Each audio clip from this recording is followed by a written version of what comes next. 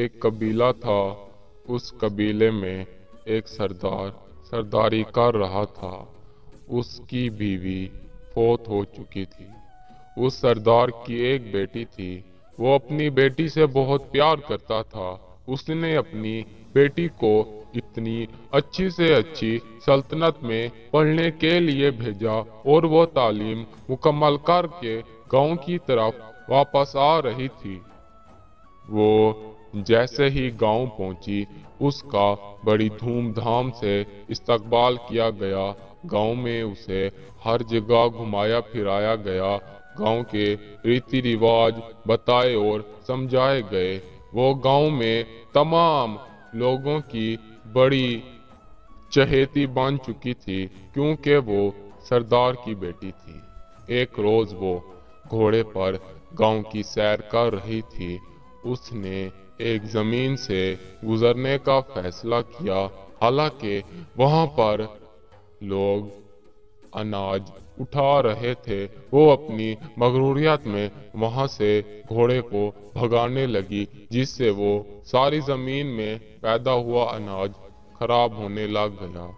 किसान दो बैलों के साथ वहां से गुजर रहा था और इसके रास्ते के बीच में आया तो इसने किसान पर गालियों की बौछार कर दी। उसे इतना बेइज्जत किया कि तमाम लोग उसे देखने लग गए। वो वहां से चली गई, जाकर कबीले में सरदार से मिली। बहुत गुस्से में थी। तब सरदार ने अपनी बेटी से कहा कि बेटा, क्या हुआ, मुझे बताओ। तो कहने लगी, नहीं, ये मेरा मसला है, मैं खुद हल करूंगी। वो रोजमर्रा की तरह फिर वहीं से गुजरने लगी, मगर एक नौजवान ने उसे वहां पर रोक लिया और ना जाने दिया। उसे बेइज्जत करके वहां से भगा दिया। वापस कबीले की तरफ आ गई और आग भगोला हुई ठहरी थी। तब उसने अपने बाप को बताया कि एक लड़का उसे तंग कर रहा है। वो जहाँ कहीं भी घूमने जाती है उसे परेशान करता है। सरदार ने सिपाहियों को भिजवाया और उस नौजवान को पकड़वा लिया। नौजवान को पकड़वाते ही उससे बिना तफ्तीश के उसे मारना पीटना शुरू कर दिया। नौजवान की हालत इस कदर खराब हो गई कि वो अपने पैरों पर चल भी ना सका। नौजवान ने सरदार की बेटी से बदला लेने का इरादा बना लिया। नौजवान जैसे ही कुछ तंदुरुस्त हुआ, उसने सरदार की बेटी का साए की तरह पीछा किया। उसकी रोजमर्रा की मसरूफियात को देखा और एक दिन मौका देखते ही उसे एक जगह पर छुपा दिया। कई दिन गुजर गए। सरदार अपनी बेटी के लिए बड़ा परेशान था। वो हर जगह उसे ढूंढ रहा था, मगर वो उसे कहीं नहीं मिल रही थी। दूसरी तरफ उस नौजवान ने उस पागल को संभाला हुआ था, जिसने उसका जीना दुर्भर किया हुआ था। नौजवान उसको खाने पीने की एशिया देता तो वो उसे फेंक डालती।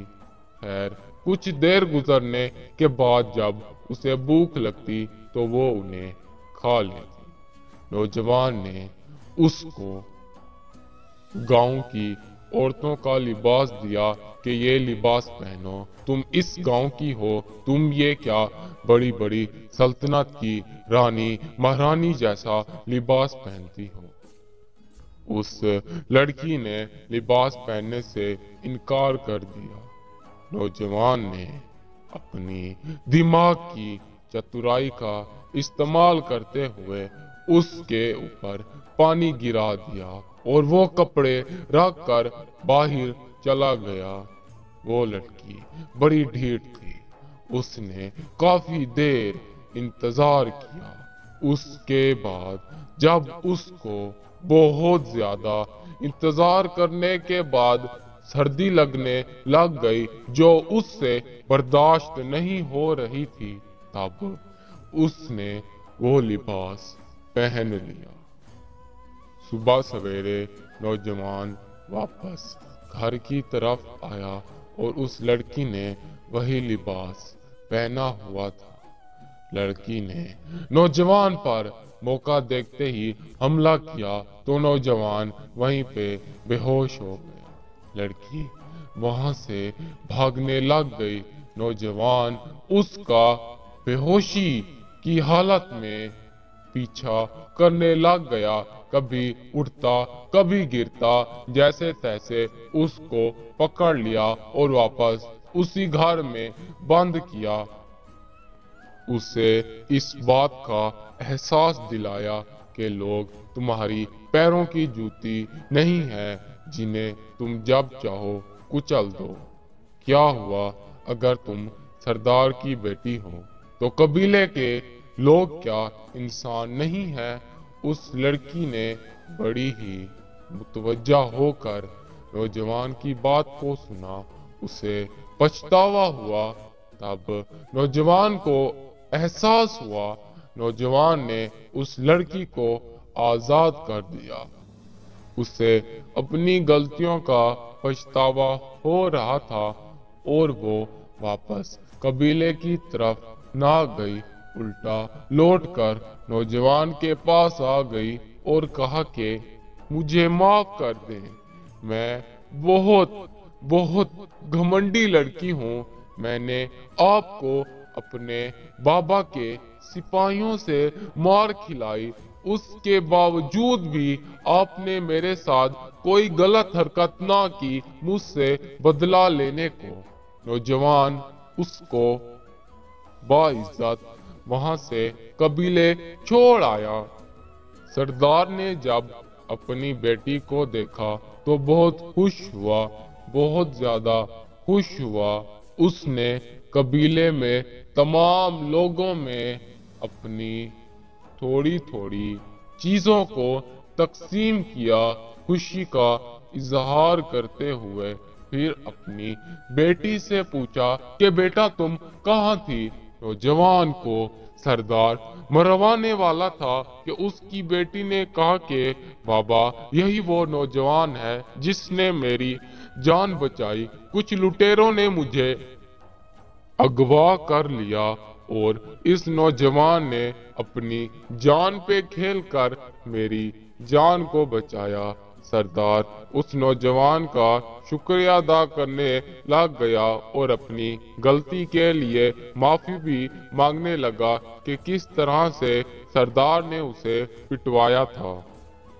اس لڑکی کی بدولت قبیلے کا نظام تبدیل ہونے لگ گیا، کیونکہ سردار اپنی بیٹی کی ہر بات کو مانتا تھا۔ اب گاؤں کے وہ کسان جو سارا سال اناج اگاتے تھے اور کچھ نہ کچھ سردار کو پیش کرتے اپنی محنت میں سے، وہ ساری ریت اس عورت نے، سردار کی بیٹی نے ختم کر دی کہ سارا سال محنت آپ کرتے ہیں، مشقت آپ کرتے ہیں، پسینہ آپ بہاتے ہیں، تو اس اناج پر ہمارا حق کیسے ہو سکتا ہے؟